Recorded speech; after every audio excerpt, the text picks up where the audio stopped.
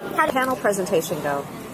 People loved it? It was a strange, lovely experience. It was wonderful. Just looking out into the void of dark and people talking. I kept saying to Henry, I think I felt like watching porn. You don't have these weirdos out there or some cute chicks who keep asking questions and waiting for responses. No comment. Talking to Clark Kent here. Okay. So, Henry, what was the appeal of a project like this? The appeal, I think, when you're growing up as a boy, the idea of playing a sword-wielding hero and beating up the bad guys is always a fun thing, and you get to play it, in the big leagues and for real, and get the real costumes on and stuff, and have all the special effects. But ultimately, it's down to Tarsem. As I said, reading the script had a few kinks in it initially, but Tarsem's vision was the one thing that sold me on it, and his passion for it. And so even if Tarsem came to me with a piece of wood, pretended it was a script, and said, no, really, I'm really passionate about this, and he'd be able to sell me on it, and it would be an amazing piece of wood. The problem that you said it might have had at the beginning, what changed to make it better?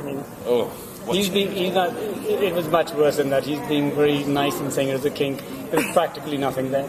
So when we started, I just said, all I need to do is they'll make a Greek mythology film.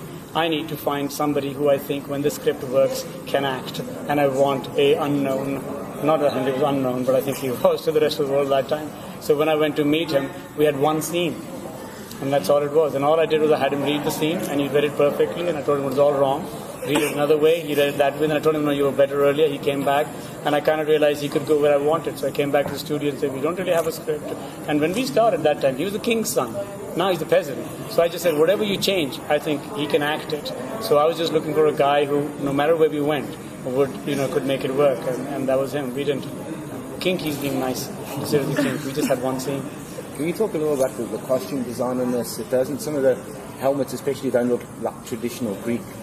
The movie's not traditional Greek. Yeah. When it started, I was thinking it might be more like a, Derek Jarman thing, much more like Baz Luhrmann doing Romeo and Juliet in Mexico. So it's supposed to be Greek times with electricity. As we started, they started to tell me if you stayed closer to the Greek stuff and you didn't have any of these things, you would have a much bigger audience. So then we got Akos with all the helmets and all that from me. I wasn't interested in making a straight Greek. Then I think you'd end up exactly what 300 had. And it was a comic strip thing, and I was going much more towards just having a fantasy fun of it. I mean, Theseus never had any fights with gods.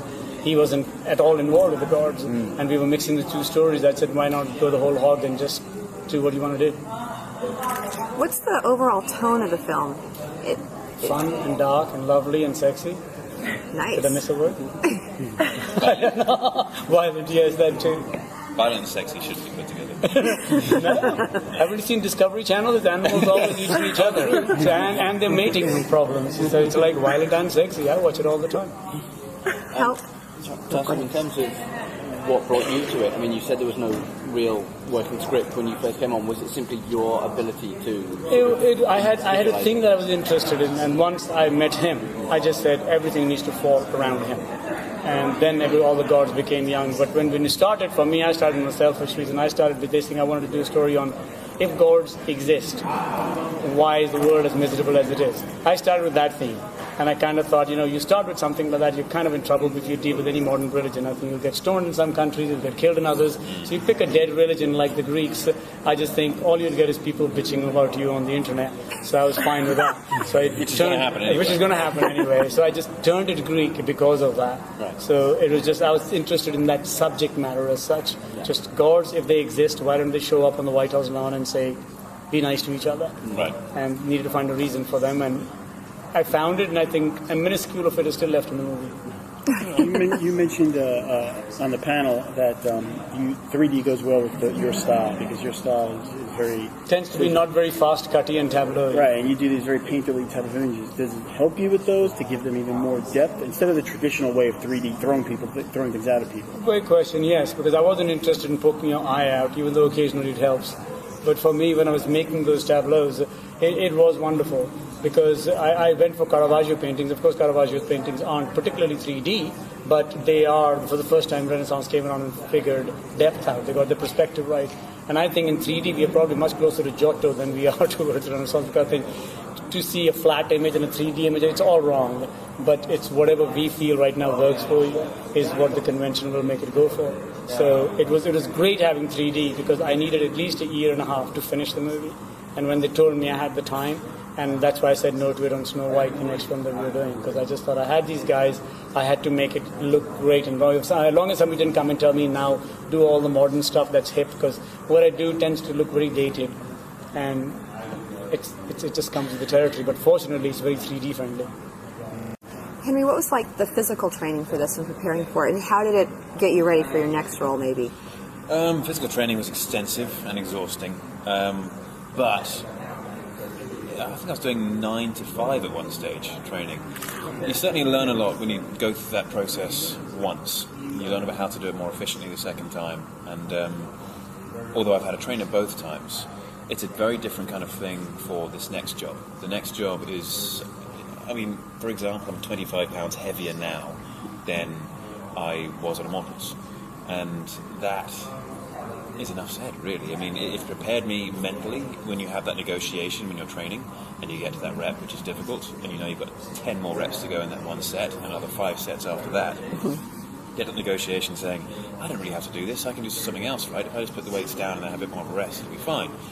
It teaches you how to negotiate and win the negotiation, how to notice the lie in your head, which is, oh, it hurts, oh, it's dangerous, as opposed to, yeah, it hurts, but that's good. As my new trainer says, it doesn't have to be fun to be fun. And it's very telling. I tell that to my girlfriend all the time. Listen to me. So did getting to play with swords and stuff live up to your fantasies as a kid? Oh yeah, very much so. Especially when you win all the time.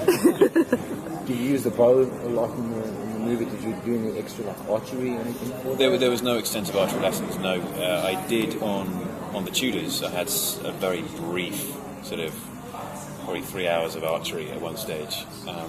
I saw the scene and I remember him correcting us on it because we only have one bow scene. Unfortunately, it's all the time in the trailer and it looks like he's an expert and he's always fighting with different weapons. But I remember when we gave him the bow, he said, I wouldn't hold it like this, and suddenly we realized we had designed it for a left-hander. Yeah. I'm like, no, it's a movie. Henry, just pull the damn thing and shoot it.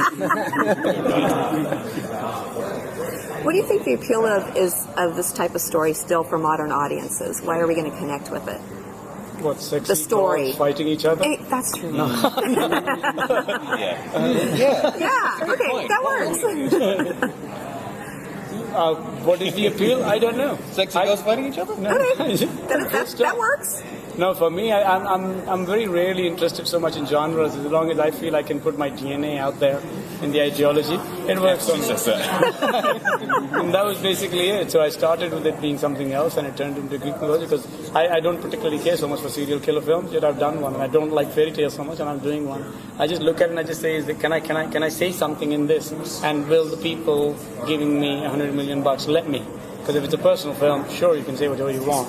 But on something like this, am I ready to let them put enough milk in my coffee and still think it's my coffee?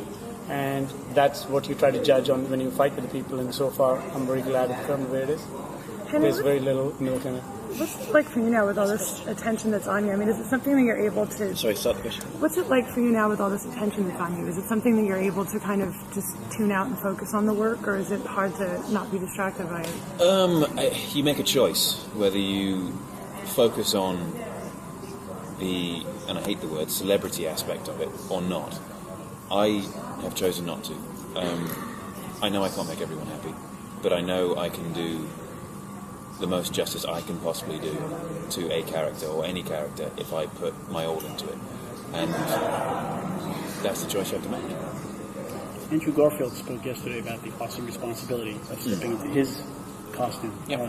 You kind of thinking about that? It's very humbling to be chosen to represent such an enormous character with so much depth to it as well. But at the same time, it's a true honour, and I want to do justice to the character, and I want to be the right guy for the job. I want to prove them right, much like Zeus. Yeah. That's all I have to say.